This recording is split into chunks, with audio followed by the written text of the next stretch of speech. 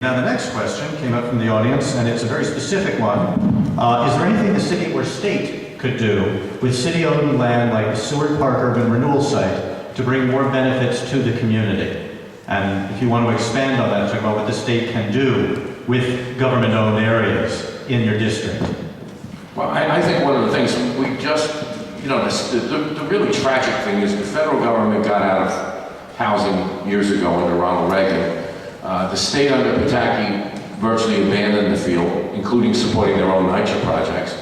And the city has had some initiative. Mayor Bloomberg had his affordable housing initiative. This year we finally put in the budget money for affordable housing. It's not enough, but it's a start. It's $25 million.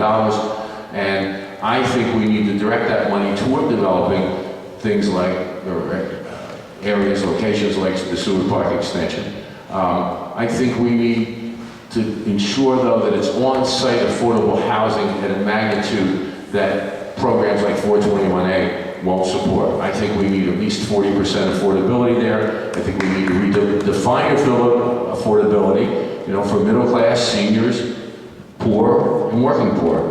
And I think we can do that. And I've met with a number of groups who are concerned about Seward Park, and I've told them we'll call together a meeting of all the different groups and come up with a singular plan that we then go sell. It's time to do it now. The Seward Park urban renewal area is to me, another example of what we're talking about. This was raised 30 or 40 years ago, 40 years ago. Folks were displaced. They were promised that they would be given affordable housing. Nothing has happened. This is a great example of the fact that, I guess at election time, whether it comes every 2 years or 10 years or 20 years, we talk about this, but over and over again, nothing happens. We have parking lots there right now, and that's not acceptable. We need to move Seward Park forward. We need to make sure that it expands our affordable housing stock in this city in a dramatic way, not with 80-20, and frankly, not with a form of inclusionary zoning. I think it should be under a form much more similar to a Mitchell-Lama program where you say, here's what we're talking about in a more comprehensive way. We're going to have the spectrum, everything from truly affordable for the families that are struggling most and individuals that are struggling most, all the way up to folks who are teachers and some of the middle-class folks who less and less can live in the city. If we keep doing the same thing we've done for 40 years in Seward Park urban renewal, we're not going to get it built. We haven't. We need to change it. We need new leadership. We need people we need someone who can bring people together to talk about something that will really get built, will help the community around it, and will also give justice to the folks who are displaced. Thank you. All right, we've heard a lot of talk about affordable housing, and we hear it a lot, but nobody ever defines it. So what I'd like you to do is give us an exact definition of what you mean by affordable housing, and then talk about specific things that you want to do to make more of it. Well, I just tried to define it, and we can define it around AMI if you like, but what it really means is you have you have the full spectrum of affordable housing, everything from 30%, 20% of AMI, all the way up to 110%, 120%. And, which means folks making in this city, between $15,000 and $120,000 or $130,000 a year. We need to look at the needs of different neighborhoods and the needs of what we have. We don't have enough of any of it.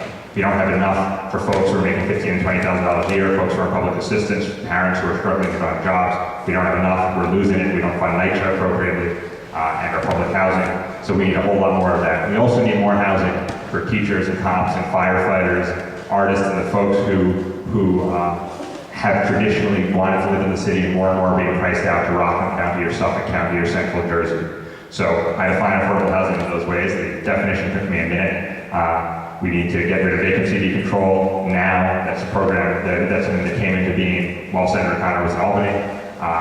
We need to have a new Mitchell-Lama type program, a truly aggressive, fully affordable middle-class program. We need to fully fund NYCHA and make sure we have enough affordable NYCHA housing into the future. So those are some very quick ones, probably the biggest issue facing our city right now, that and education. So I hope we have more questions on that. Housing. What's that new majority going to do next year? First of all, we're going to repeal vacancy decontrol. high-cost decontrol.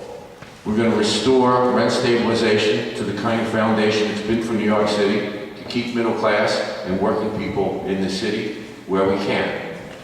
We just, of course, passed a new 421A law last year, which requires affordable housing to be an exclusionary zone. So they can't buy certificates and go somewhere else with the affordable housing. It has to be on site in the neighborhood where the developer's building. And by the way, I voted against this special 421A deal that they were giving the Ratner for his Atlantic Yards proposal. Wasn't right, not the right thing to do. In terms of what's affordable, I agree with Dan, and I've been saying this for years. You know, people used to say to me, wait, affordable housing for, my upstate colleagues will always do this, for a family that makes $100,000. And I said, you know, that's two civil servants. And if they got 2 kids, you tell me where they can afford to find a place to live in New York City today on that kind of income. We have to not become Paris, where the poorest people live in the farthest suburbs, and as you come in closer, the AMI, so to speak, increases so that the poorest people with the lowest paid jobs have to pay the high cost of transportation to get to those jobs. We can't let Manhattan turn into Paris. We can't let New York City turn into that. We have to keep it the kind of context. The soul of the city has been the mix we've had in our neighborhoods between those who are better off and those who are struggling. We have to keep it that way.